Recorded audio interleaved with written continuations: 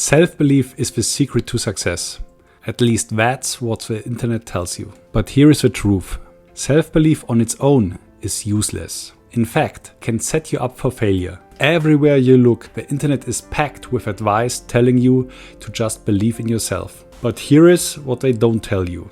That advice, it's designed to sell you something. At the end of a sales funnel is usually some kind of overpriced course waiting for you. With a newer, easier, faster and more painless way. From dropshipping, Bitcoin, day trading, YouTube courses, real estate, you name it. I should know, I've a few on my shelf. I'm not some natural, confident guy. Far from it. I'm scared all the time. Yet, I still make videos like this one. I cold called strangers in my day job and also stepped several times into the ring for boxing matches. Not because of self-belief, but because I figured out something better. In this video, I'm going to expose the myths about confidence, share the hard truths no one talks about, and show you what actually works.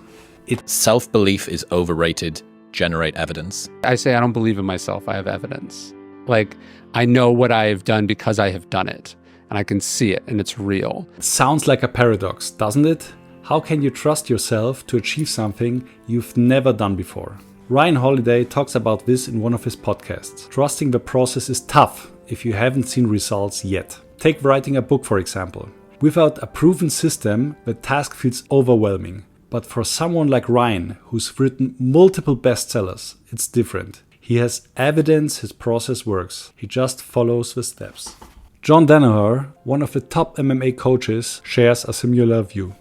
People tend to see things like confidence as a mental state. It is, but it comes out of the performance of physical skills.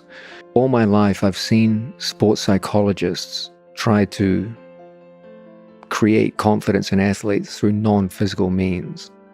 And it always ends up being the same kind of cheesy motivational speeches, highlight video reels where they try to pump artificial confidence into people.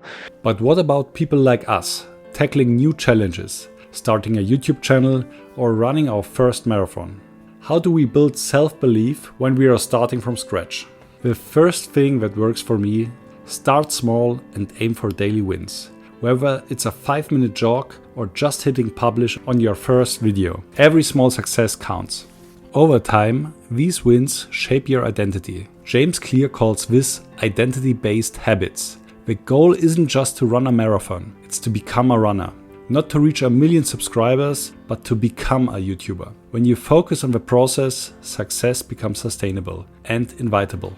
The second thing, find relatable role models.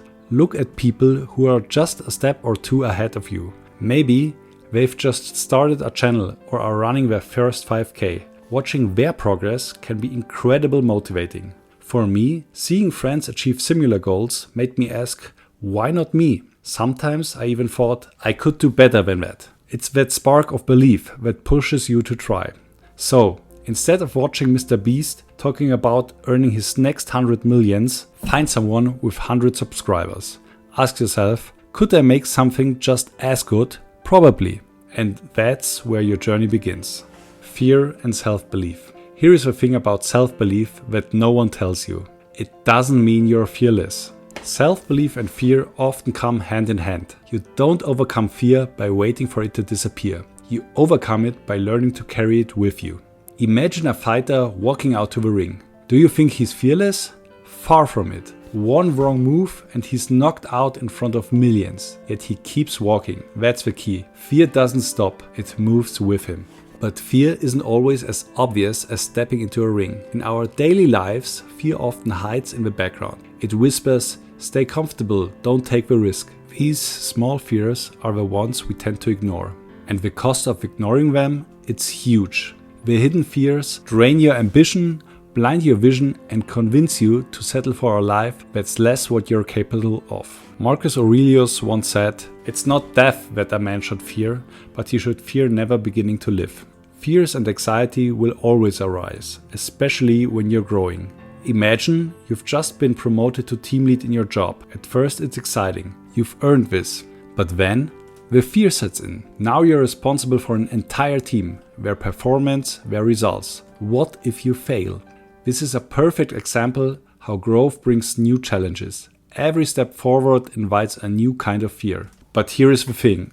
Fear is proof you're stepping out of your comfort zone. And stepping out is where real growth happens.